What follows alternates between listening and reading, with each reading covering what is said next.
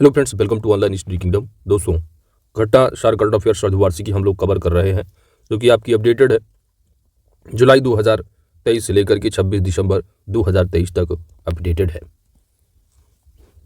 तो अपकमिंग जो एग्जाम है आपका आरओ का, यूपी पीसीएस का, उन सभी के लिए अति महत्वपूर्ण मैगजीन है। और अभी तक हम लोग इस बुक से जो है आदतन सार संग्रह पूरा का पूरा जो वन लाइनर फैक्ट है पहले 19 पेज की पूरा का पूरा कवर कर चुके हैं। और आज की इस वीडियो में उत्तर प्रदेश विशेष को पूरा का पूरा कवर करेंगे। तो यदि आपने प्रीवियस लेक्चर कवर नहीं किया है तो जाकर के आप कवर कर सकते हैं। पूरा आदतन सार संग्रह कराया गया है और आज की इस वीडियो में यूपी स्पेशल पूरा का पूरा हम लोग कवर कर लेंगे। तो यहाँ पर आपके एग्जाम में जो पीसीएस आयोग के द्वारा जो पूछे जाने वाला फैक्ट है वही हम यहाँ पर डिस्कस करेंगे। बाकी आपको इसकी पीडीएफ मिल जाएगी, तो आप और पढ़ना चाहें, मन हो तो आप पढ़ लीजिएगा अगर आपके पास टाइम ज़्यादा है तो, क्योंकि 11 फरवरी को पेपर है आरओ का। तो एग्जाम के पॉइंट ऑफ व्यू से जो तथ्य पूछे जाने हैं पूरा का पूरा हम इसमें कवर करेंगे। तो आइए ज़्यादा समय न लेते हुए स्टार्ट करते हैं। पहला है आपका कि बुंदेलखंड एक्सप्रेसवे उत्तर प्रदेश का पहला सौर ऊर्जा एक्सप्रेसवे होगा। तो कौन सा एक्सप्रेसवे है उत्तर प्रदेश का जो पहला सौर ऊर्जा एक्सप्रेसवे बनाया जाएगा? तो उत्तर प्रदेश सरकार ने बुंदेलखंड एक्सप्रेसवे के किनारे 1700 हेक्टेयर भूमि पर सोलर प्लांट लगाने की योजना बना रहा है। तो बुंदेलखंड एक्सप्रेसवे के किनारे जो सोलर प्लांट होगा यह जो है 550 मेगावाट की सौर ऊर्जा पैदा करेगा। यह परियोजना उत्तर प्रदेश एक्सप्रेसवे औद्योगिक विकास प्राधिकरण यानी यूपी ईडा द्वारा जो है क्रियान्वित की जाएगी। और ये जो परियोजना है, इस परियोजना का जो जीवन काल है वो 25 वर्ष का होगा और यह एक्सप्रेसवे के किनारे 1 लाख से अधिक घरों को बिजली मुफ्त आपूर्ति करेगा। वहीं पर अगर पूछा जाता है बुंदेलखंड एक्सप्रेसवे कितने जिलों से होकर गुजरता है, तो 7 जिलों से होकर गुजरेगा। कौन कौन से जिले इसमें शामिल है? तो बुंदेलखंड के 7 जिले हैं बुंदेलखंड रीजन के: चित्रकूट, बांदा, बांदा है, महोबा है, हमीरपुर है, जालौन है, औरैया है और इटावा है। आपसे पूछ लेगा इनमें से कौन से जिले से नहीं गुजरेगा, तो इन 7 के अलावा कोई दे देगा आपकी ऑप्शन में, तो आपको याद रखना है इन 7 जिलों को। तो इतना ही फैक्ट आपकी एग्जाम में इम्पॉर्टेंट है। तो आपने क्या देखा कि उत्तर प्रदेश का पहला सौर ऊर्जा एक्सप्रेसवे जो होगा वो बुंदेलखंड एक्सप्रेसवे होगा। 1700 हेक्टेयर भूमि पर जो है वो सोलर प्लांट लगाया जाएगा इस एक्सप्रेसवे के किनारे, जिसकी क्षमता जो है 550 मेगावाट सौर ऊर्जा उत्पादन करने की है। और साथ ही यह यूपी ईडा के द्वारा जो है क्रियान्वित किया जाएगा परियोजना। साथ ही आपको याद रखना है इस परियोजना को जीवन काल है वो कितना है, तो 25 वर्ष का होगा और एक्सप्रेसवे के किनारे 1 लाख से अधिक घरों को ये बिजली आपूर्ति भी करेगा। 7 जिले हैं जहाँ से गुजरेगा: चित्रकूट, बांदा, महोबा, हमीरपुर, जालौन, औरैया और इटावा। और इसकी जो लंबाई है वह 296 किलोमीटर लंबा 4 लेन एक्सप्रेसवे है। इतना ही आपके एग्जाम के पॉइंट ऑफ व्यू से इंपॉर्टेंट फैक्ट है। बढ़ते हैं अगले तथ्य की ओर। अगला है सहारनपुर में टेलीकॉम सेंटर ऑफ एक्सीलेंस की आधारशिला रखी गई है। तो उत्तर प्रदेश में कहाँ पर टेलीकॉम सेंटर ऑफ एक्सीलेंस की आधारशिला रखी गई है? यह सहारनपुर में है। कहाँ पर दोस्त? सहारनपुर में। योगी आदित्यनाथ ने 5 सितंबर 2023 को सहारनपुर में टेलीकॉम सेंटर ऑफ एक्सीलेंस की आधारशिला रखी है। यह टेलीकॉम सेंटर ऑफ एक्सीलेंस केंद्र जो है सहारनपुर में आईआईटी रुड़की परिसर में बनाया जा रहा है। यह केंद्र 5G को कृत्रिम बुद्धिमत्ता से जोड़ने और 6G को लॉन्च करने पर शोध करेगा। तो उत्तर प्रदेश का टेलीकॉम सेंटर ऑफ एक्सीलेंस कहाँ होगा? सहारनपुर में। तो आईआईटी रुड़की परिसर में जो है यह केंद्र बनाया जा रहा है और 5G कृत्रिम बुद्धिमत्ता यानी 5G AI को जो है 5G AI से जोड़ने और 6G को लॉन्च करने पर शोध करेगा। ठीक है, जो एग्जाम के पॉइंट ऑफ व्यू से है वही यहाँ पर बात की जा रही है।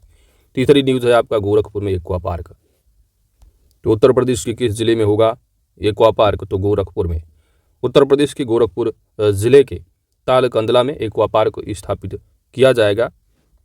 और ये जो एक्वा पार्क है यहाँ पर मछली पालन समिति, बैंक सहित अन्य कार्य किए जाएंगे।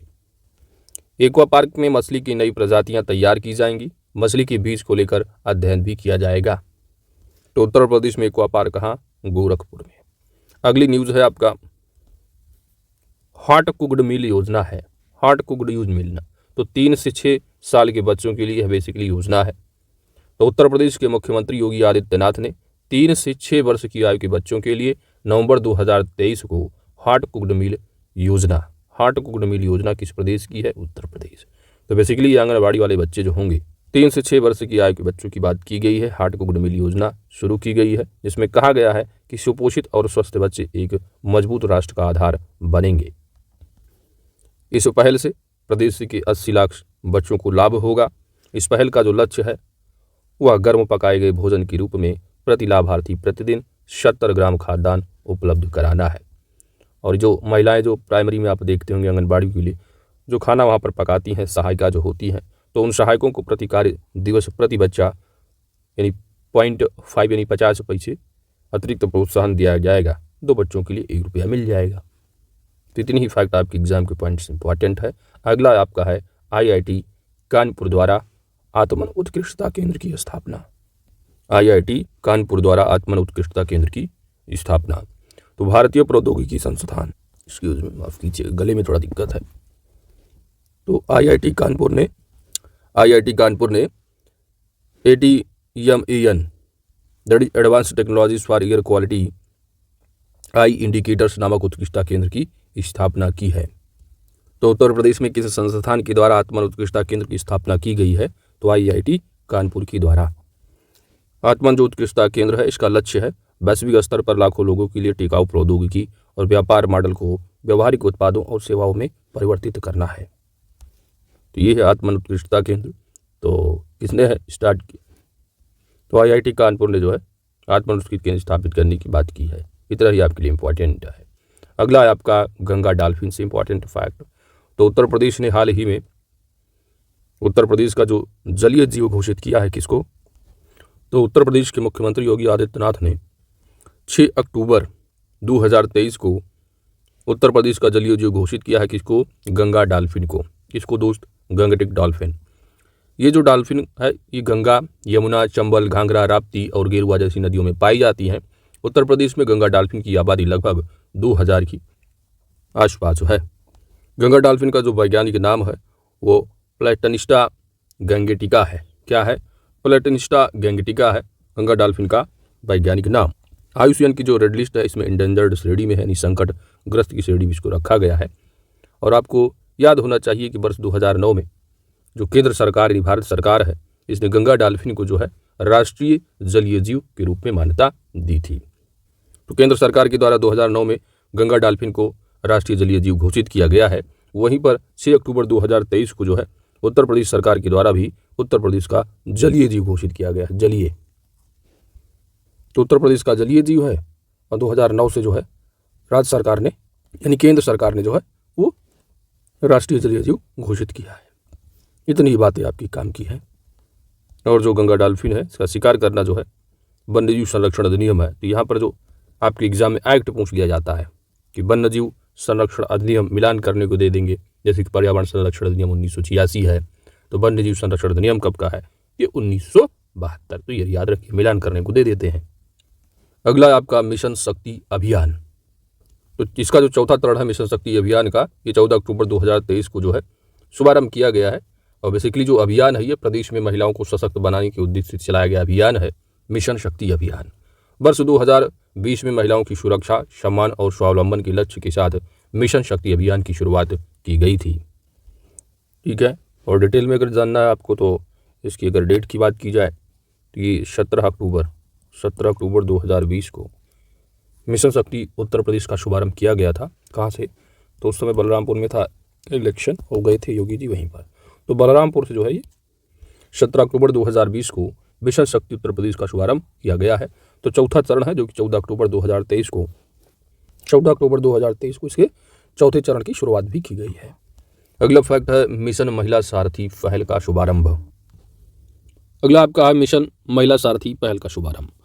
तो मिशन महिला जो सारथी पहल है इसका शुभारंभ जो है 22 अक्टूबर 2023 को कहाँ से? अयोध्या से किया गया है। तो मिशन महिला सारथी पहल का शुभारंभ कहाँ से हुआ दोस्त? अयोध्या से। कब किया गया है? वेरी वेरी इंपॉर्टेंट है। तो 22 अक्टूबर 2023 को किया गया है। इसमें क्या है कि 51 बसों को भी हरी झंडी दिखाई योगी ने, जिसका संचालन विशेष रूप से क्या है ड्राइवर और जो यानी जो महिला ड्राइवर और कंडक्टर के रूप में महिलाएं होंगी। ठीक है। तो इसका उद्देश्य क्या है? महिला ड्राइवर और कंडक्टरों को जोड़ना और उन्हें सशक्त बनाना है। तो मिशन महिला सारथी 22 अक्टूबर 2023 को कहाँ से? अयोध्या से। साथ ही 51 बसों को हरी झंडी भी दिखाई गई। और इसका उद्देश्य महिला ड्राइवर और कंडक्टरों को जोड़ना है। महिला सारथी है तो सिंपल सी बात, ड्राइवर महिला और कंडक्टर भी महिला। अगला है लखनऊ में नौसेना के शौर्य संग्रहालय। तो उत्तर प्रदेश में नौसेना का शौर्य संग्रहालय कहाँ पर होगा?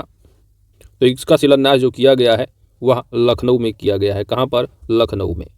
नौसेना की शौर्य संग्रहालय की स्थापना लखनऊ के स्वर्गीय अटल बिहारी वाजपेयी इकाना स्टेडियम के निकट है, सीजी सिटी। तो सीजी सिटी में है नौसेना के शौर्य संग्रहालय का शिलान्यास किया गया है लखनऊ में। तो याद रखिएगा उत्तर प्रदेश में कहाँ पर नौसेना शौर्य संग्रहालय का शिलान्यास किया गया है? लखनऊ में। तो इकाना जो स्टेडियम है उसी के पास में है, सीजी सिटी में।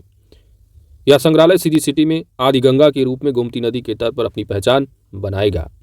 देश का पहला ऐसा संग्रहालय होगा जहां कार्यमुक्त हो चुके युद्धपोतों और जलियानों को क्या है, प्रदर्शित किया जाएगा। तो नौसेना शौर्य संग्रहालय कहां पर होगा? उत्तर प्रदेश में, लखनऊ में। बढ़ते हैं आगे। अगली न्यूज है आपका 3 दिवसीय श्री अन्न महोत्सव आयोजित। श्री अन्न महोत्सव, श्री अन्न महोत्सव, तो यह उत्तर प्रदेश में कहां पर होगा? तो यह लखनऊ में रहा है। तो 3 दिवसीय श्री अन्न महोत्सव का आयोजन जो किया गया वो लखनऊ में किया गया 27 से 29 अक्टूबर 2023 के मध्य। ये किस लिए रहा है श्री अन्न महोत्सव? तो बाजरा के उपयोग को बढ़ावा देने के लिए। श्री अन्न महोत्सव का उद्घाटन योगी जी ने किया था। तो बस आपसे यही पूछ लिया जाएगा कि श्री अन्न महोत्सव जो आयोजित किया गया यह 3 दिवसीय रहा, 27 से 29 अक्टूबर 2023 के मध्य लखनऊ में रहा है। बाजरा के उपयोग को बढ़ावा देने के लिए रहा है। इसका जो इस अवसर पर बाजरा से उत्पादन का अच्छा कार्य करने वाले किसानों को उनको सम्मानित भी किया गया है ना। इतना ही आप याद रखिए। दिसंबर 2023 में उत्तर प्रदेश सरकार के द्वारा लिए गए निर्णय के अनुसार अब जो राशन कार्ड धारक हैं इनको प्रत्येक माह दिए जाने वाले 35 किलो जो राशन दिया जाता था, तो 35 किलो राशन जो दिया जाता था जिसमें कि 21 किलो चावल होता था और 14 किलोग्राम गेहूँ होता था, अब उसकी जगह मिलेगा 35 ही किलो, लेकिन गेहूँ और चावल की मात्रा, तो चावल की मात्रा कर दी जाएगी कम। गेहूं की मात्रा जो रही है वो 14 किलो, तो 14 किलो ही होगी और 11 किलो चावल हो जाएगा। और यहाँ पर जो है 21 में 11 किलो चावल देंगे पहले, उसकी जगह 10 किलो बचेगा तो 10 किलो आपको बाजरा मिलेगा, यानी जो 35 किलो मिलता है। अगली न्यूज़ है आपका 11 नंबर। अलीगढ़ जो मुस्लिम यूनिवर्सिटी है ये स्वयं का सेटेलाइट जो है प्रक्षेपित करेगा। तो उत्तर प्रदेश में कौन सी यूनिवर्सिटी है जो स्वयं का सेटेलाइट प्रक्षेपित करेगी? तो अलीगढ़ मुस्लिम विश्वविद्यालय है। तो स्वयं का सेटेलाइट प्रक्षेपित जो की जाएगी वह किस यूनिवर्सिटी के द्वारा किया जाएगा? तो ये अलीगढ़ मुस्लिम विश्वविद्यालय है। और इस परियोजना में एएमयू के संस्थापक सर सैयद अहमद खान के नाम पर जो है ये पहला उपग्रह जो है कार्यक्रम। तो नाम किसका होगा, किसके नाम पर? तो इसी के संस्थापक जो अलीगढ़ मुस्लिम विश्वविद्यालय है। बाकी आप जानते ही हो, पढ़ ही रहे होगे, है ना। ये अलीगढ़ जो मुस्लिम विश्वविद्यालय इसकी स्थापना कब की गई थी? तो 1875 ईस्वी में की गई थी। तो अलीगढ़ मुस्लिम विश्वविद्यालय जो नामकरण हुआ 1875 में मोहम्मडन एंग्लो ओरिएंटल कॉलेज के रूप में की गई थी। ठीक है, मोहम्मडन एंग्लो ओरिएंटल कॉलेज के रूप में की गई। फिर आता है वर्ष 1920 में जो है इसका नाम बदल दिया जाता है और नाम हो जाता है अलीगढ़ मुस्लिम विश्वविद्यालय। अलीगढ़ का नाम भी इस समय क्या आप जानते हो, चेंज कर दिया गया हरिगढ़। बढ़ते हैं अगले प्रश्न की। तो इतना ही आपको याद रखना है। स्वयं का सेटेलाइट प्रक्षेपित जो करेगा वो अलीगढ़ मुस्लिम विश्वविद्यालय होगा। सेटेलाइट का नाम जो होगा वो जो है सर सैयद अहमद खान, यानी इसी के संस्थापक के नाम पर होगा। और ये जो सेटेलाइट है एक 3U क्यूब सेट है जिसके कई उद्देश्य हैं, जिसमें सेटेलाइट इमेजरी का उपयोग कर भारत के सबसे गरीब जिलों में आर्थिक विकास का अध्ययन और तेजी से मल्टीमीडिया ट्रांसमिशन के लिए इन हाउस विकसित इमेज कंप्रेशन तकनीक लागू करना शामिल है। अगला है आपका जनजातीय संग्रहालय। उत्तर प्रदेश में जनजातीय संग्रहालय की जो बात की गई कहाँ पर होगा स्थापित? तो मिर्जापुर, सोनभद्र और महाराजगंज। ठीक है, महाराजगंज। ये गिद्ध संरक्षण केंद्र भी तो आपका कहाँ है? महाराजगंज में। तो ये महाराजगंज में होगा। तो मिर्जापुर है, सोनभद्र है और महाराजगंज, यहाँ पर जनजातीय संग्रहालय की स्थापना की बात की गई है। तो उत्तर प्रदेश में जनजातीय संग्रहालय कहाँ स्थापित होगा? मिर्जापुर, सोनभद्र, महाराजगंज। ठीक है, तो सबसे ज़्यादा उत्तर प्रदेश में जनजाति कहाँ मिलती है आपको? सेंसस 2011 के हिसाब से क्या पढ़ते हो? सोनभद्र। तो याद रखिएगा कहाँ बात की गई है? मिर्जापुर है, सोनभद्र है और क्या है? महाराजगंज। जनजातीय संग्रहालय की बात की गई है। अगला फैक्ट है कि जो आरबीआई है, तो आरबीआई ने यूपी स्थित कौन सा बैंक है? UCB bank. यूसीबी बैंक यानी अर्बन कोऑपरेटिव बैंक है जो कि सीतापुर में रहा है। तो सीतापुर में स्थित अर्बन कोऑपरेटिव बैंक का लाइसेंस है वो आरबीआई के द्वारा रद्द कर दिया गया। 7 दिसंबर 2023 को निर्णय ले लिया गया, तो रद्द कर दिया गया। आरबीआई के अनुसार बताया गया कारण कि अर्बन जो कोऑपरेटिव बैंक है इसने अपना बैंकिंग जो कारोबार है वह बंद कर दिया है। ठीक है, तो केंद्रीय बैंक यानी आरबीआई, तो आरबीआई ने अपने जमाकर्ताओं को पूरा भुगतान करने की बैंक की क्षमता के बारे में चिंता व्यक्त करता है, जिससे यह निष्कर्ष निकलता है कि बैंक का बने रहना उसकी जमाकर्ताओं के हितों की हानिकारक है। इसलिए क्या है, लाइसेंस रद्द। तो सीतापुर में स्थित यूनियन कोऑपरेटिव बैंक रहा जिसका आरबीआई ने लाइसेंस रद्द कर दिया। अगला समाचार है अंतर्देशीय मत्स्य पालन में उत्तर प्रदेश का प्रथम स्थान। अंतर्देशीय मत्स्य पालन में उत्तर प्रदेश का कौन सा स्थान प्रथम स्थान प्राप्त है? तो 21 से 22 नवंबर 2023 को हुआ ग्लोबल फिशरीज कॉन्फ्रेंस इंडिया 2023। तो ग्लोबल फिशरीज कॉन्फ्रेंस इंडिया 2023 का आयोजन कहाँ किया गया? अहमदाबाद में। ग्लोबल फिशरीज कॉन्फ्रेंस इंडिया 2023 का आयोजन कहाँ? अहमदाबाद में। तो वहीं पर जो है उत्तर प्रदेश को ये अवार्ड मिला कि अंतर्देशीय मत्स्य पालन में उत्तर प्रदेश क्या है, प्रथम स्थान का अवार्ड मिला है। वर्ष 2022 में जहां उत्तर प्रदेश में जो मत्स्य उत्पादन रहा है वो 8.9 लाख मीट्रिक टन था, अब वही वर्ष 2023 में बढ़कर 9.15 लाख मीट्रिक टन हो गया है मत्स्य उत्पादन। तो अंतर्देशीय मत्स्य पालन में उत्तर प्रदेश का प्रथम स्थान रहा है। आगे बढ़ते हैं।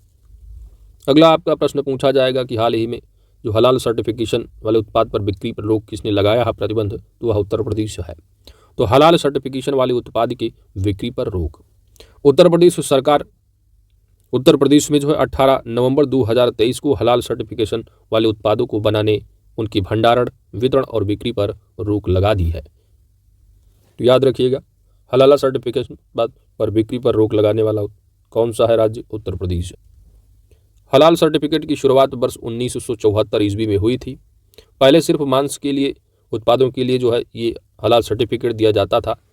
फिर वर्ष 1993 आता है और 1993 में हलाल सर्टिफिकेट अन्य प्रोडक्ट जैसे कि डेयरी प्रोडक्ट, कॉस्मेटिक है, साबुन है, तेल है आदि के लिए भी देना शुरू कर दिया गया।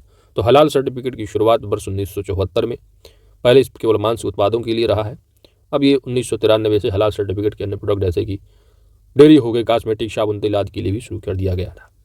तो याद रखिएगा, हलाल सर्टिफिकेशन पर प्रतिबंध लगाने वाला भारत में कौन सा राज्य है? वह उत्तर प्रदेश है। अगला है आपका अनपरा ई तापीय परियोजना को मंजूरी। अनपरा, तो अनपरा कहाँ? सोनभद्र जिले में। ठीक है, तो बिजली की कमी को दूर करने के लिए उत्तर प्रदेश राज्य विद्युत उत्पादन निगम लिमिटेड UPRVENL, तो उत्तर प्रदेश राज्य विद्युत निगम लिमिटेड ने 20 नवंबर 2023 को अनपरा ई तापीय परियोजना की प्रस्ताव को मंजूरी दी।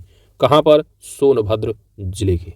तो सोनभद्र जिले के हो गए जहाँ पर ये अनपरा है 1600 मेगावाट की बिजली संयंत्र स्थापित करेगा।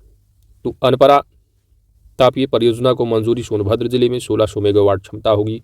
और साथ ही यह जो परियोजना है अनपरा ई तापीय परियोजना, ये परियोजना UPRVENL यानी उत्तर प्रदेश राज्य विद्युत उत्पादन निगम लिमिटेड प्लस NTPC इनके संयुक्त उद्यम से जो है मिर्जा उत्पादन निगम लिमिटेड द्वारा स्थापित की जाएगी। तो इतना ही फैक्ट आपकी एग्जाम के पॉइंट ऑफ व्यू से इंपॉर्टेंट है। अनपरा ई तापीय परियोजना सोनभद्र जिले में प्रस्ताव को मंजूरी दी गई। 1600 मेगावाट बिजली संयंत्र स्थापित करने की मंजूरी है ये। परियोजना UPRVENL प्लस NTPC मिर्जा उत्पादन निगम लिमिटेड द्वारा स्थापित की जाएगी। बढ़ते हैं अगले न्यूज की ओर। अगला है उत्तर प्रदेश में सेफ परियोजना। क्या है दोस्त? सेफ परियोजना, सेफ सिटी प्रोजेक्ट। तो उत्तर प्रदेश में सेफ परियोजना, ठीक है, तो सेफ सिटी परियोजना है। तो सेफ सिटी प्रोजेक्ट आप जानते हो सेंट्रल गवर्नमेंट की भी है, सुरक्षित शहर परियोजना है। सुरक्षित शहर परियोजना जो कि बेसिकली जो निर्भया फंड है उसके तहत जो है आपका महिला एवं बाल विकास मंत्रालय है, उसी के सहयोग से गृह मंत्रालय की पहल है सुरक्षित शहर परियोजना केंद्र में। जहाँ पर केंद्र सरकार की योजना है उसमें सुरक्षित शहर में तो राज्य सरकार का जो हिस्सा होगा वो 40% का खर्चा है। तो 60% राज्य सरकार यानी 40% जो है वो राज्य सरकार देगी। तो 60 और 40 का जो है वो रेशियो है केंद्र में। तो उत्तर प्रदेश सरकार ने भी जो है सेफ परियोजना जो है शुरू की है। तो राज्य में लड़कियों और महिलाओं की सुरक्षा बढ़ाने के लिए यह जो है सुरक्षित शहर यानी सेफ सिटी परियोजना शुरू की गई है। तो सुरक्षित शहर परियोजना की शुरुआत की गई है। तो सरकार का लक्ष्य है कि जो सेफ सिटी प्रोजेक्ट है इसके द्वारा 17 जो नगर निगम है प्लस आपका जो गौतम बुद्ध नगर है, तो 17 नगर निगम और प्लस गौतम बुद्ध नगर, तो सरकार का लक्ष्य है कि 3 महीनों में जो है 18 जो शहर हैं उनको सुरक्षित बनाना है। ठीक है, तो इसमें कि जो कि सरकारी गैर सरकारी स्कूलों, तो सरकारी और गैर सरकारी स्कूलों, कॉलेजों, मदरसों, विश्वविद्यालयों में सीसीटीवी कैमरे के द्वारा निगरानी सुनिश्चित करेगी। शहरों में जो निजी कोचिंग संस्थान हैं उन पर भी कड़ी निगरानी रखी जा रही है। तो ये सेफ सिटी सेफ सुरक्षित शहर परियोजना संबंधित तथ्य रहे हैं। तो राज्य में लड़कियों और महिलाओं की सुरक्षा बढ़ाने के लिए है। इस प्रोजेक्ट के द्वारा बताया गया कि 17 नगर निगम प्लस गौतम बुद्ध नगर यानी 18 जो शहर है इनको जो है सुरक्षित बनाना है। और इसके लिए सरकार जो है सरकारी कॉलेज या जो गैर सरकारी कॉलेज, स्कूल हैं, मदरसे हैं, विश्वविद्यालय सीसीटीवी कैमरे के वहाँ पर निगरानी सुनिश्चित हो। और शहरों में जो निजी कोचिंग संस्थान उन पर ज़्यादा ध्यान दिया जाए, है ना, जो जमावड़े हैं, छेड़छाड़ की घटनाओं को रोकने के लिए ये सब बातें बताई गई। तो एग्जाम के पॉइंट आप इसे याद रखिएगा। सुरक्षित शहर परियोजना सेफ सिटी 17 नगर निगम प्लस गौतम बुद्ध नगर यानी 18 शहरों सुरक्षित करने की बात की गई है। सभी होंगे इसमें, है ना, सरकारी कॉलेज हो या गैर सरकारी हो, मदरसे हैं, कॉलेज, सबको सम्मिलित किया गया है। खासकर जो प्राइवेट कोचिंग संस्थान में उन पर कड़ी निगरानी की बात भी की गई। अगला आपका नंदनी कृषक समृद्धि योजना। तो उत्तर प्रदेश में गोवंशीय पशुओं की नस्ल सुधार और दुग्ध उत्पादकता में वृद्धि हेतु नंद बाबा मिशन के तहत नंदनी कृषक समृद्धि योजना का शासनादेश अगस्त 2023 में जारी कर दिया है। योजना के पहले चरण में योगी सरकार लाभार्थी को 25 दुधारू गांवों की 35 इकाइयां स्थापित करने के लिए गाय खरीद से लेकर के उनकी संरक्षण एवं भरण पोषण जैसे मदों में सब्सिडी देगी। यह सब्सिडी 3 चरणों में दी जाएगी। शुरुआती चरण में 10 मंडल मुख्यालयों के शहरों जैसे कि अयोध्या है, गोरखपुर है, वाराणसी है, प्रयागराज है, लखनऊ है, कानपुर है, झांसी है, मेरठ है, आगरा और बरेली, इनमें संचालित की जाएगी। तो नंदनी कृषक समृद्धि योजना तो अगस्त 2023 में जो है शासनादेश के तहत जारी की गई है। योजना में 3 जो है चरण होंगे। पहले चरण में जो ये बातें बताई गई हैं तो इसमें जो जिले शामिल है ना उनको याद रखना है। आपको पूछ लेंगे पहले चरण में शामिल कौन सी नहीं है। तो इस योजना के तहत 10 मंडल मुख्यालय शहरों को जो है बेसिकली इसमें शामिल किया गया पहले चरण में। तो शुरुआती चरण में अयोध्या है, गोरखपुर है, वाराणसी है, प्रयागराज है, कानपुर है, लखनऊ है, झांसी है, मेरठ है, आगरा है, बरेली है। तो इन जिलों को आपको याद रखना। योग्यता बताइए। योजना जो नंदनी कृषक समृद्धि योजना है किस राज्य की है? तो यूपी की है। इसमें बताया गया कि लाभार्थी के पास कम से कम 3 वर्षों का गौपालन का अनुभव होना चाहिए और गौवंशों की ईयर टैगिंग भी अनिवार्य है। ठीक है, और इकाई की स्थापना के लिए आपके पास आधे एकड़ भूमि होना जरूरी भी है। लाभार्थी के पास 1.5 एकड़ भूमि हरे चारा के लिए होना चाहिए। ज़मीन उसकी खुद की पैतृक संपत्ति हो या अगर खुद की नहीं है तो 7 वर्षों के लिए उसने लीज पर लिया हो। इस योजना का लाभ पूर्व में संचालित जैसे कि कामधेनु, मिनी कामधेनु और माइक्रो कामधेनु योजना के जो लाभार्थी हैं वो उठा नहीं सकेंगे इसका लाभ, क्योंकि अब एक योजना का लाभ ले ही रहे हो। तो जो इसमें लाभ नहीं ले पा रहे हैं उनके लिए हो जाएगा ये आपका नंदनी कृषक समृद्धि योजना। लाभार्थी का जो चयन है ऑनलाइन आवेदन के माध्यम से किया जाएगा। अगला है आपका कि उत्तर प्रदेश सरकार द्वारा गायों की गणना कराने का निर्णय।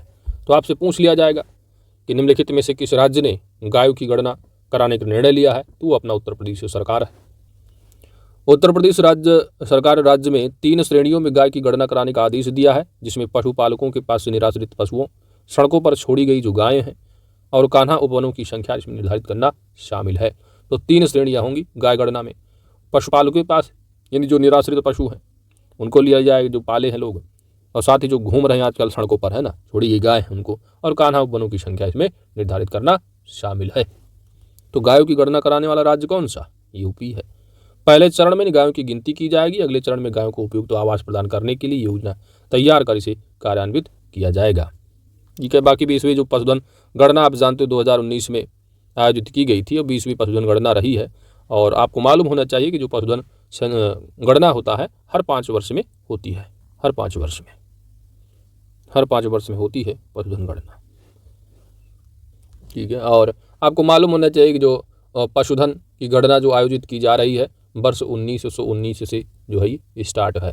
तो 1919 से 20 स्टार्ट है और हर 5 साल में जो है आयोजित करने की बात की जाती है पशुधन गणना की। इसमें कि आप जानते हो सभी पालतू जानवरों की कुल गणना को शामिल किया जाता है। तो जो गणना होती है इसमें राज्य सरकार, केंद्र शासित जो प्रदेश के साथ मिलकर के जो है मत्स्य पालन, पशुपालन, डेयरी जो विभाग है के द्वारा जो है गणनाएँ कराई जाती है। है ना। तो मंत्रालय कौन सा, मत्स्य पालन, पशुपालन, डेयरी, तो ये आप बता ही दोगे। तो यहाँ पर फैक्ट जो है आपका है, पहली जो पशुधन जनगणना हुई स्टार्ट हुई है 1919-1920 है, 5 वर्ष पर होती गणना। 20वीं पशुधन की गणना रिपोर्ट आई है जो कि आपको पढ़ने लेटेस्ट एग्जाम के लिए, खासकर आरओ में तो आजकल आपसे जो है, जो खासकर कुछ नहीं पढ़ रहे हैं आप, यूपी की जो नस्लें हैं गाय भैंस बकरी की, है ना, प्रमुख, उनको आप याद कर लीजिए। अगली न्यूज़ है कि शिव थीम वाले इंटरनेशनल स्टेडियम का शिलान्यास। शिव थीम वाले, जैसा कि आप पढ़ रहे हो बहुत दिन से कि जो अंतर्राष्ट्रीय क्रिकेट स्टेडियम की आधारशिला रखी है वह वाराणसी में रखी गई है, जहां पर प्रधानमंत्री नरेंद्र मोदी ने इसका शिलान्यास की आधारशिला रखी।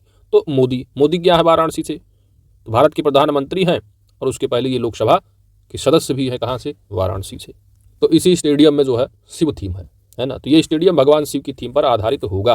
अंतर्राष्ट्रीय क्रिकेट स्टेडियम वाराणसी, भगवान शिव की थीम पर। वाराणसी के गांजरी राजा तालाब में बनने वाला है यह स्टेडियम। 4.5 करोड़ रुपए की लागत से बनेगा और 30 एकड़ से अधिक जो है क्षेत्र में विकसित किया जाएगा। और ख़ास बात यह है इसमें कि जो स्टेडियम होगा इसकी जो सीटिंग की क्षमता होगी वो 30,000 दर्शकों की जो है इसमें होगी। कितने दोस्त, 30,000 दर्शकों की क्षमता स्टेडियम वाला है। तो ये बातें आपको एग्जाम के पॉइंट ऑफ व्यू से इतना आपको याद रखना है, ठीक है। तो अंतर्राष्ट्रीय क्रिकेट स्टेडियम वाराणसी में, शिव थीम वाला, भगवान शिव थीम पर। तो वाराणसी में काशी समझ लो तो काशी विश्वनाथ से आप याद ही कर लेंगे आप। तो 30,000 दर्शकों वाली क्षमता वाला जो है ये होगा आपका अंतर्राष्ट्रीय क्रिकेट स्टेडियम। बाकी आप पढ़ना चाहो तो पढ़ लो, वास्तुकला भगवान शिव से ली गई अर्धचंद्राकार छत से कवर त्रिशूल के आकार के फ्लड लाइट ना, तो ये सब आपकी इंपॉर्टेंट उतने नहीं। लेकिन हाँ, कहाँ होगा, वाराणसी में अंतर्राष्ट्रीय क्रिकेट स्टेडियम होगा, शिव थीम वाला होगा, गांजरी राजा तालाब में बनने वाला है, ये 30,000 क्षमता के दर्शकों का होगा। बढ़ते हैं अगले न्यूज़ की ओर। अगला है आपका प्रतापगढ़ जंक्शन सहित उत्तर प्रदेश के 3 रेलवे स्टेशनों के नाम में परिवर्तन किया गया है।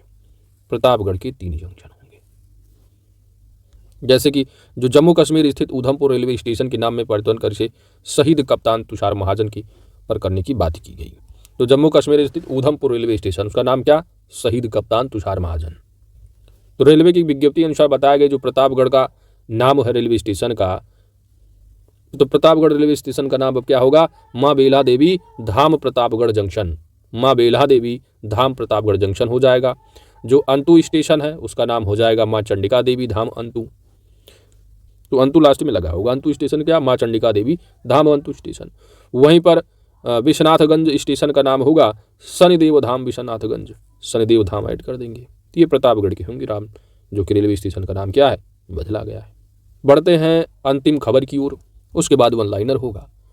तो उत्तर प्रदेश बना देश का चौथा सबसे बड़ा स्टार्टअप इकोसिस्टम। तो देश का चौथा सबसे बड़ा स्टार्टअप इकोसिस्टम वाला प्रदेश कौन सा है, तो अपना उत्तर प्रदेश है। तो उत्तर प्रदेश देश का चौथा सबसे बड़ा स्टार्टअप इकोसिस्टम वाला प्रदेश बन गया है। हाल ही में प्रदेश के निवेशकों के आंकड़ों का संकलन कर रही जो एजेंसी है KPMG, तो KPMG की रिपोर्ट के अनुसार है कि उत्तर प्रदेश देश का चौथा सबसे बड़ा स्टार्टअप इकोसिस्टम वाला प्रदेश बना है। वर्तमान में देखोगे तो पूरे देश में 108 से ज़्यादा यूनिकॉर्न है, 108 से ज़्यादा यूनिकॉर्न स्टार्टअप हैं, जिसमें कि 8 जो है वो उत्तर प्रदेश के। और वैसे उत्तर प्रदेश के सभी 75 जिलों में स्टार्टअप हैं जिनमें कि 8 यूनिकॉर्न हैं। तो उत्तर प्रदेश के जो 8 यूनिकॉर्न हैं वो कौन कौन से हैं, तो पेटीएम है, पेटीएम मॉल है, इंडिया मार्ट है, मोगालिक्स है, पाइन लैब्स है, इनोवेशन है, इन्फोएज, और इसमें शामिल होने वाला ये भी है आपका कौन सा, फिजिक्स वाला। तो 108 से ज़्यादा है, तो यूपी में 8 हैं आपकी यूनिकॉर्न। वैसे प्रदेश के 75 जिलों में स्टार्टअप हैं, लेकिन 8 यूनिकॉर्न जो हैं वो हैं बेसिकली आपकी पेटीएम मॉल है, इंडिया है, यानी पेटीएम मॉल हो गया, इंडिया मार्ट हो गया, मोगालिक्स, पाइन लैब्स है, इनोवेशन, इन्फोएज है और फिजिक्स वाला है। बेसिकली जो यूनिकॉर्न वो स्टार्टअप होते हैं जिसकी वैल्यूएशन $1 अरब से अधिक, समझ पा रहे हैं आप, फिजिक्स वाला $1 अरब से अधिक होती है वैल्यूएशन। इस प्रकार इसी प्रकार यूनिकॉर्न की जगह सूनिकॉर्न भी होते हैं। सूनिकॉर्न में क्या है, सून टू बी यूनिकॉर्न। तो उन स्टार्टअप को कहा जाता है जिनमें निकट भविष्य में यूनिकॉर्न बनने की क्षमता दिखती है, लगभग $1 अरब से अधिक जो है वैल्यू वाली हो। तो सूनिकॉर्न हो जाएंगे, छोटे वाले में लगेगा कि हाँ ये भविष्य में यूनिकॉर्न बनने की क्षमता है इनमें। तो फिलहाल प्रदेश में 2 सूनिकॉर्न स्टार्टअप भी है, तो 8 यूनिकॉर्न है, 2 सूनिकॉर्न है। तो यूनिकॉर्न आपने देख लिया कौन कौन से हैं, पेटीएम मॉल है, इंडिया मार्ट है, मोगालिक्स है, पाइन लैब्स है, इनोवेशन है, इन्फोएज है और फिजिक्स वाला भी शामिल है। तो 8 हो गए। शून्यकान भी 2 है, तो अब क्लास प्लस है ना, क्लास प्लस हो गया और इंसर्ट है, इंसर्ट और क्लास प्लस 2 शून्यकान भी कार्य कर रहे हैं। तो इसी तरह आपने जो टॉपिक दिए थे आपने पूरे के पूरे 22 न्यूज़ों में बेसिकली रहा है, तो 22 टॉपिक आपने कवर कर लिए बेसिकली, है ना, 22 हेडिंग के तौर पर। अब जो है वन लाइनर फैक्ट के रूप में कवर करके पूरा का पूरा युक्ति स्पेशल जो है कवर कर लेते हैं। पहला प्रश्न है कि हाल ही में ऑनलाइन ब्लॉगिंग प्लेटफॉर्म 4 द्वारा जारी एक रिपोर्ट के अनुसार उत्तर प्रदेश भारत का जीडीपी में कितने प्रतिशत योगदान के साथ देश की दूसरी सबसे बड़ी अर्थव्यवस्था बनकर उभरा है। उत्तर प्रदेश भारत का जीडीपी में कितने प्रतिशत योगदान के साथ देश की दूसरी सबसे बड़ी अर्थव्यवस्था बनकर उभरा है, तो 9.5%। तो भारत का जीडीपी में कितना प्रतिशत योगदान के साथ, 9.5%। उत्तर प्रदेश भारत का जीडीपी में कितना, 9.5। इस मामले में पहले स्थान पर जीडीपी में 15.7% योगदान के साथ महाराष्ट्र नंबर 1 है। अगला प्रश्न है कि दिसंबर 2023 में जारी logistics is cross different state यानी लीड्स सर्वे रिपोर्ट में लगातार दूसरे वर्ष उत्तर प्रदेश को लैंडलॉक राज्यों में किस श्रेणी में रखा गया है। वेरी वेरी इंपॉर्टेंट है। तो लीड्स सर्वे रिपोर्ट में लगातार दूसरे वर्ष उत्तर प्रदेश को लैंडलॉक राज्यों की श्रेणी में अचीवर्स प्रदेश की श्रेणी में रखा गया है। हाल ही में उत्तर प्रदेश सरकार ने कहां पर प्रदेश के पहले उन्नत बाल चिकित्सा केंद्र की स्थापना को मंजूरी दी है, तो SGPGI लखनऊ में। प्रदेश का पहला उन्नत बाल चिकित्सा केंद्र कहां होगा, तो SGPGI लखनऊ में होगा। उत्तर प्रदेश सरकार ने हाल ही में वनटंगिया समुदाय, कौन सा समुदाय, वनटंगिया समुदाय के कौशल को निखारने के लिए किस जिले में वनटंगिया ग्राम प्रशिक्षण केंद्र स्थापित करने का निर्णय लिया है। वनटंगिया समुदाय के कौशल को निखारने के लिए वनटंगिया ग्राम प्रशिक्षण केंद्र की स्थापना की निर्णय लिया है, या गोंडा के लिए, किस डिस्ट्रिक्ट में, गोंडा। उत्तर प्रदेश के किस विश्वविद्यालय द्वारा हाल ही में खिलाड़ियों के लिए कुशल खिलाड़ी कोष योजना शुरू की गई है। उत्तर प्रदेश के किस विश्वविद्यालय द्वारा हाल ही में खिलाड़ियों के लिए कुशल खिलाड़ी कोष योजना शुरू की गई है, या लखनऊ विश्वविद्यालय द्वारा। तो लखनऊ विश्वविद्यालय द्वारा हाल ही में खिलाड़ियों के लिए कुशल खिलाड़ी कोष योजना शुरू की गई है। उत्तर प्रदेश के किस जिले में प्रदेश का पहला सेमीकंडक्टर पार्क, उत्तर प्रदेश का पहला सेमीकंडक्टर पार्क कहाँ बनाया जाएगा, तो यह होगा गौतम बुद्ध नगर में। तो गौतम बुद्ध नगर में होगा उत्तर प्रदेश का पहला semiconductor park.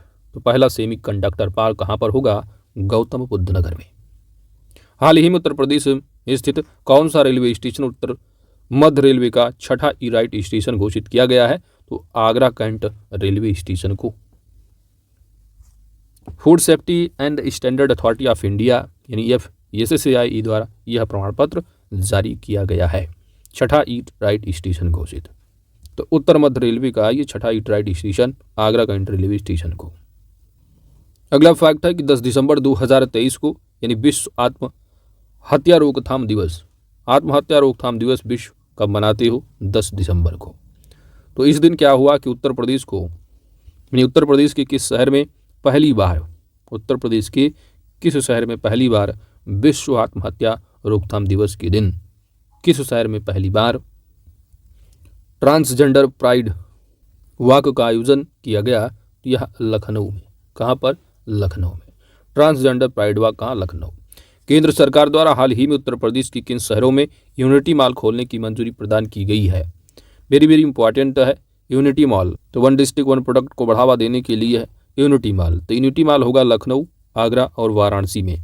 Very very important fact है, उत्तर प्रदेश के इन शहरों में यूनिटी मॉल खोलने की मंजूरी प्रदान की गई है केंद्र सरकार के द्वारा, यह लखनऊ, आगरा और वाराणसी।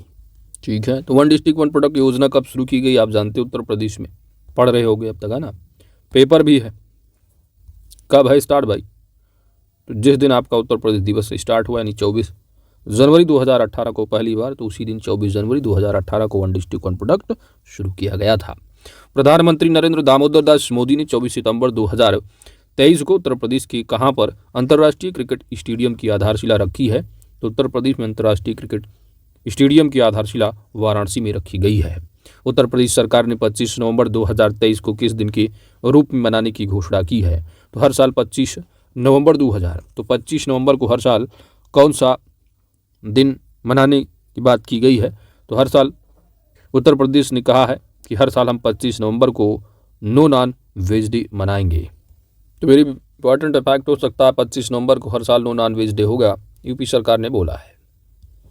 उत्तर प्रदेश में बहने वाली वह कौन सी नदी है जिसमें सौर ऊर्जा संचालित रामायण नामक जहाज चलाने की योजना की बात की गई है? रामायण यानी राम की बात होगी, यानी अयोध्या सरयू की पहुंच जाइएगा।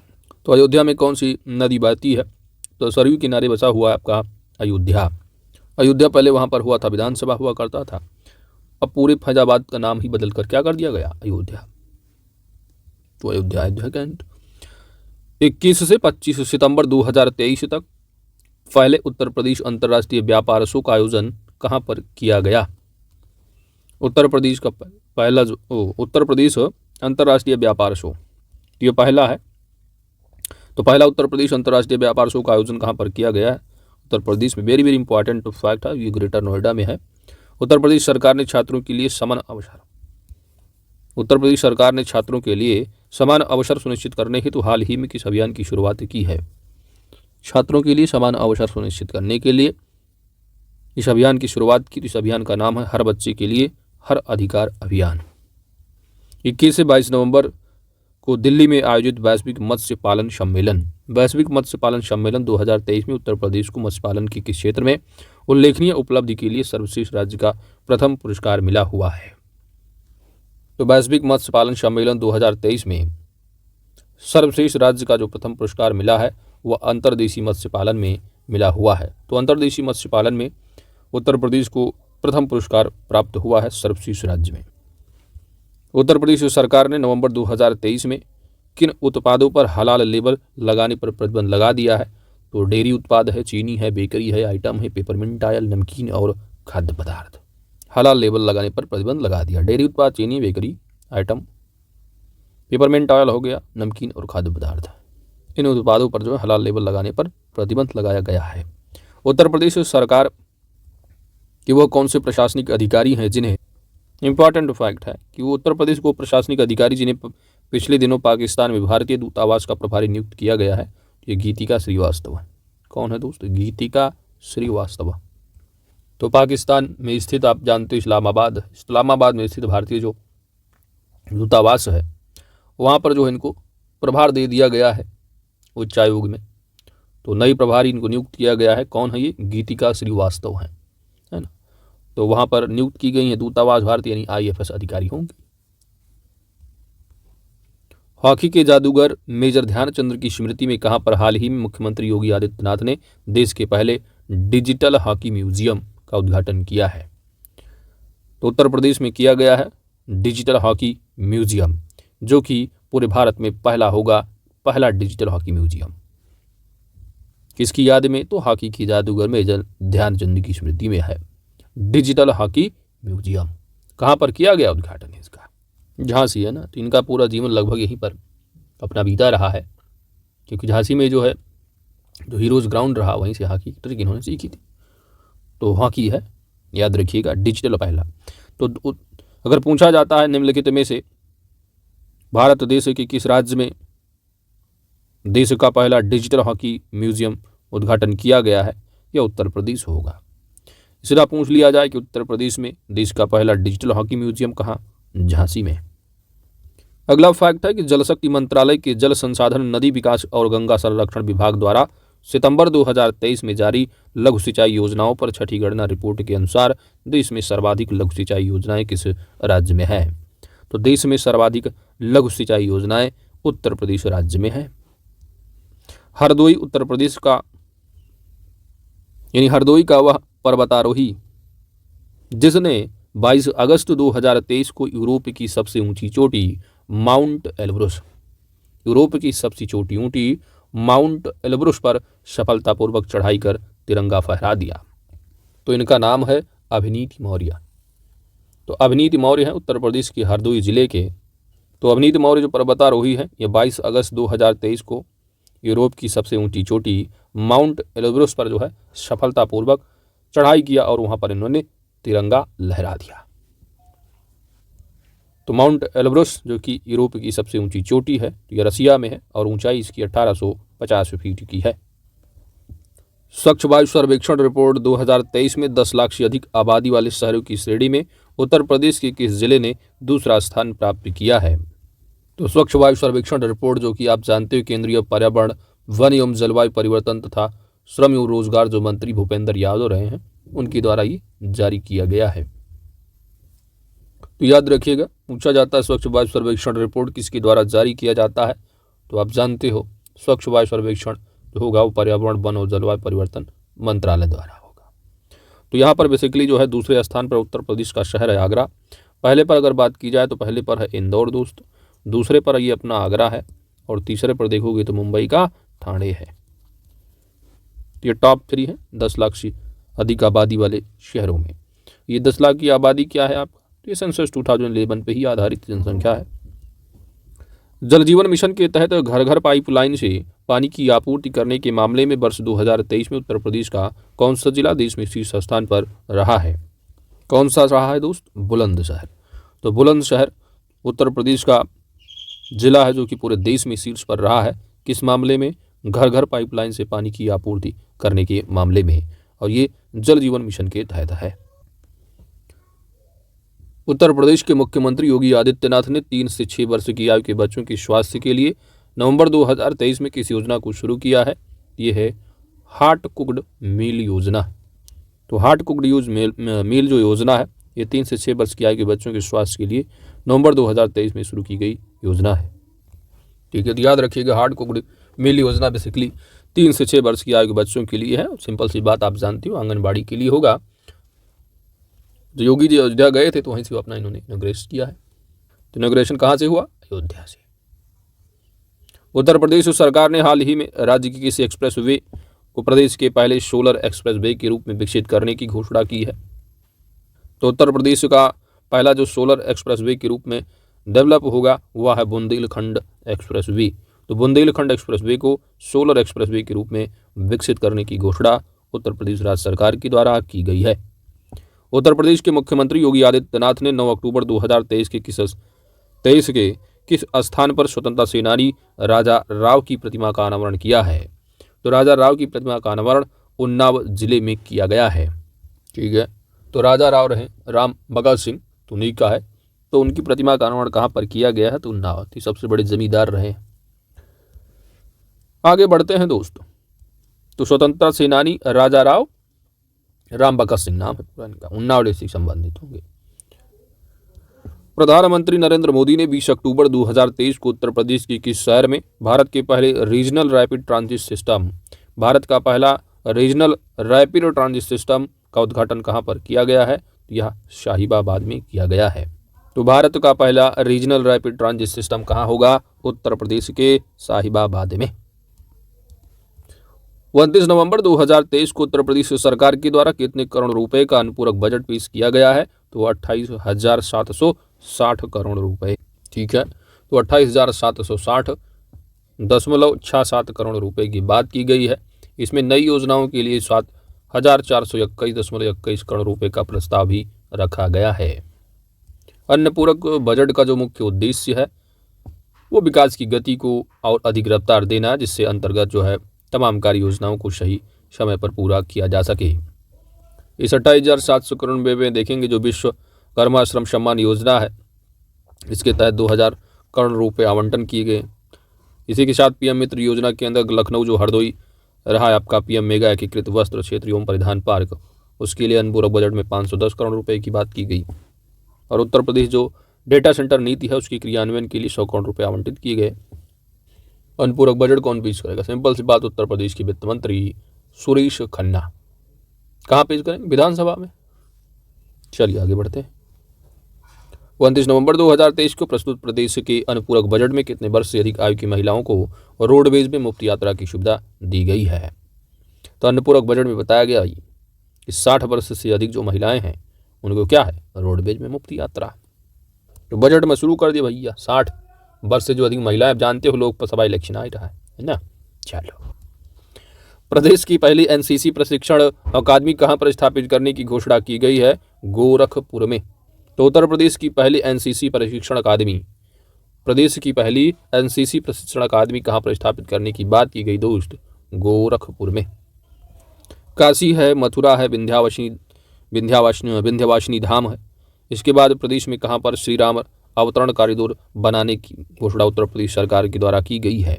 अब श्री राम अवतरण कॉरिडोर आएगा और आपके ऑप्शन में क्या रहेगा? बस्ती, अयोध्या, सुल्तानपुर। श्री राम अवतरण आ जाएगा, बनारस भी डाल देंगे आपको ऑप्शन में, कंफ्यूज हो जाओगे, लगा दोगे क्या? अयोध्या। हो जाएगा आपका बिल्कुल गलत। तो याद रखिएगा, श्री राम अवतरण कॉरिडोर बनाने की घोषणा जो की गई है वह बस्ती में। कहाँ पर? बस्ती में। तो अयोध्या नहीं, बस्ती होगा। ठीक है। भारत का पहला दूर संचार उत्कृष्टता केंद्र, भारत का पहला दूर संचार उत्कृष्टता केंद्र को किस राज्य में प्रस्तावित है? यह भारत का जो पहला दूर संचार उत्कृष्टता केंद्र होगा यह यूपी में है। उत्तर प्रदेश का पहला जल विश्वविद्यालय, उत्तर प्रदेश का पहला जल विश्वविद्यालय राज्य में जो प्रस्तावित है, तो यहाँ पर आप देश कर दो। क्या कर दो? देश। तो देश का जो पहला जल विश्वविद्यालय होगा किस राज्य में होगा? अपने उत्तर प्रदेश में होगा। और यहीं यूपी स्पेशल में डाल दे और मिला के आपसे कि उत्तर प्रदेश में कहाँ पर होगा देश का पहला और प्रदेश का पहला जल विश्वविद्यालय। तो कहाँ जाओगे आप? हमीरपुर डिस्ट्रिक्ट में। ठीक है दोस्त, कहाँ? हमीरपुर। तो हमीरपुर में होगा यूपी में देश का पहला, उत्तर प्रदेश का पहला जल विश्वविद्यालय। तो जल विश्वविद्यालय में होगा क्या? अरे जल संरक्षण की पाठ पढ़ाने की बात की जाएगी आपको, समझ रहे हो आप? क्योंकि जल लोग बचा नहीं रहे, सस्टेनेबल डेवलपमेंट पढ़ते हैं लेकिन अप्लाई नहीं करते। चलिए, उत्तर प्रदेश का वह कौन सा जिला है जिसका नाम हाल ही में हरिगढ़ कर दिया गया? बात चली रही थी, अब कर भी दिया गया। तो अलीगढ़ का नाम बदलकर हरिगढ़ कर दिया गया है। तो प्रस्ताव नगर निगम में पास कर दिए गए, नाम बदलकर हरिगढ़ कर दिया गया, तो अलीगढ़ हरिगढ़। ठीक है, याद रहेगा। मैनपुरी को बोल कर रहे हैं कि हम मैनपुरी का भी बदलेंगे। कहा होगा हम मैनपुरी का, मैनपुरी को मैन ऋषि के नाम पर रखने की बात की चल रही है। चलिए, उत्तर प्रदेश में स्थित वह केंद्रीय विश्वविद्यालय जिसके खुद की सैटेलाइट को लॉन्च करने के लिए प्रोजेक्ट को हाल ही में मंजूरी मिली है, तो अलीगढ़ मुस्लिम विश्वविद्यालय। तो अलीगढ़ मुस्लिम विश्वविद्यालय है जिसने खुद की सैटेलाइट को लॉन्च करने के लिए प्रोजेक्ट को हाल ही में मंजूरी मिली है। तो इस सैटेलाइट प्रोजेक्ट को अलीगढ़ मुस्लिम विश्वविद्यालय के जो संस्थापक सर सैयद अहमद खान के नाम पर रखा गया है। ये सैटेलाइट एक 3U क्यूब सेट है जिसका उद्देश्य एक नोबल इमेज कंप्रेशन एल्गोरिदम को इंट्रोड्यूस करना है। बाकी आप यूपी स्पेशल पढ़े ही होंगे कि अलीगढ़ मुस्लिम जो विश्वविद्यालय है इसकी स्थापना किसने की? तो सर सैयद अहमद खान रहे। तो सैयद अहमद खान ने स्थापना की थी। अब जानते हो, अब नाम तो इसका क्या है आपका? अलीगढ़ मुस्लिम विश्वविद्यालय। तो इसका जब शुरुआती में स्थापना की गई सैयद अहमद खान के द्वारा, कब? 1875 में। तो 1875 में जब स्थापना की गई तो उस समय मूल रूप से नाम जो रहा, क्या रहा? मोहम्मदन एंग्लो ओरिएंटल कॉलेज के नाम रहा है। एक्सक्यूज में, थोड़ा गले में दिक्कत है। चलिए, 1875 में जो है मोहम्मदन एंग्लो ओरिएंटल कॉलेज के रूप में स्थापना की गई। फिर आता है वर्ष 1920 और 1920 में इसका नाम बदलकर, यानी मोहम्मदन एंग्लो ओरिएंटल कॉलेज का नाम बदलकर अलीगढ़ मुस्लिम विश्वविद्यालय कर दिया जाता है। ठीक है। और बाकी अलीगढ़ मुस्लिम विश्वविद्यालय इसके 3 परिसर केंद्र भी हैं, जो कि पश्चिम बंगाल मुर्शिदाबाद ले जाता है, किशनगंज का बिहार हो जाता है, और केरल में है आपका मलप्पुरम। ठीक है, आगे बढ़ते हैं। तो यूपी स्पेशल आप लोग अच्छे से कवर कीजिए, क्योंकि ARO में PCS में से 2 से 4 नंबर पूछ लेते हैं ज़्यादा से ज़्यादा। लेकिन अगर यूपी PCS ARO की बात करोगे, 17 मार्च का जो आप प्रस्तावित है PCS प्रीलिम्स का, उसकी अगर बात करोगे आप, तो वहाँ से आपको करंट के पूछ लेंगे ज़्यादा, बेसिक का 2-3 प्रश्न पूछ लेते हैं। लेकिन ARO 11 फरवरी का जो पेपर है, अरे 20 प्रश्न आप समझिए स्टेटिक पूछा जाने वाला है। तो यूपी के अति महत्वपूर्ण है ARO के लिए। वह आर्थिक फोरम जिसकी दावोस यानी स्विट्जरलैंड में 15 से 19 जनवरी 2024 तक होने वाली बैठक में हिस्सा लेने के लिए उत्तर प्रदेश को आमंत्रित किया गया है। तो विश्व आर्थिक मंच ने आमंत्रित किया है यूपी को 15 से 19 जनवरी 2024 में जो होने वाली बैठक कहाँ पर होगी? आर्थिक फोरम बैठक।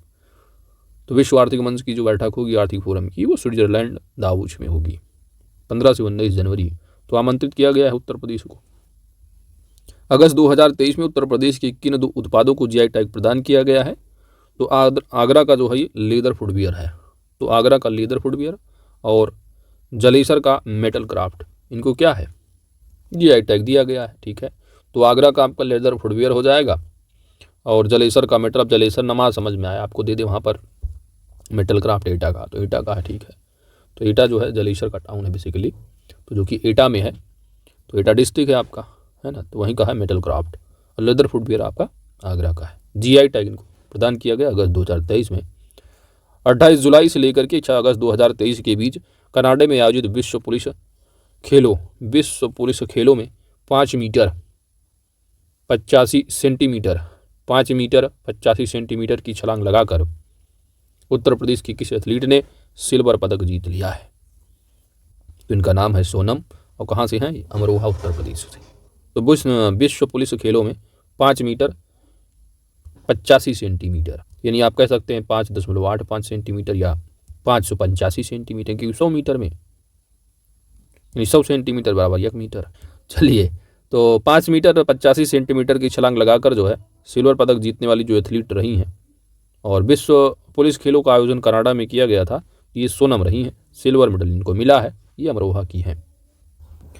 अगला है कि जुलाई 2023 में उत्तर प्रदेश के किस शहर में देश के पहले वैदिक थीम पार्क, देश का पहला वैदिक थीम पार्क कहाँ पर होगा? उत्तर प्रदेश में।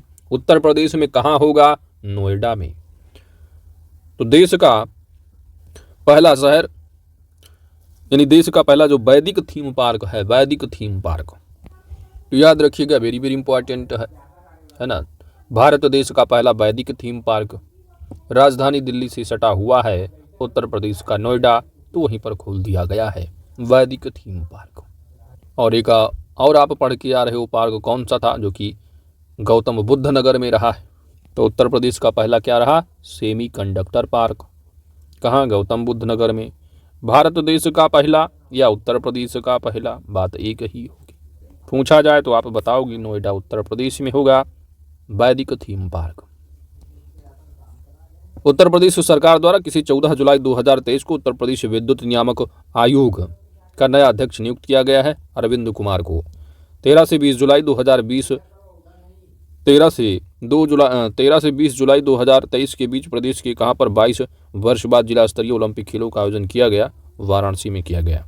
इसी वन लाइनर फैक्ट के साथ पूरा का पूरा उत्तर प्रदेश स्पेशल आपका घटनासार का कवर हो जाता है। वीडियो को लाइक शेयर जरूर कीजिएगा अपने दोस्तों के साथ। चैनल पर नए हैं तो सब्सक्राइब भी कर लीजिएगा, क्योंकि आपकी सब्सक्रिप्शन में ताकत है। साथ ही नोटिफिकेशन बेल आइकन को आप जरूर प्रेस कर लें, ताकि आने वाली वीडियो की अपडेट आप सभी को प्राप्त होती रहे। Thanks for watching.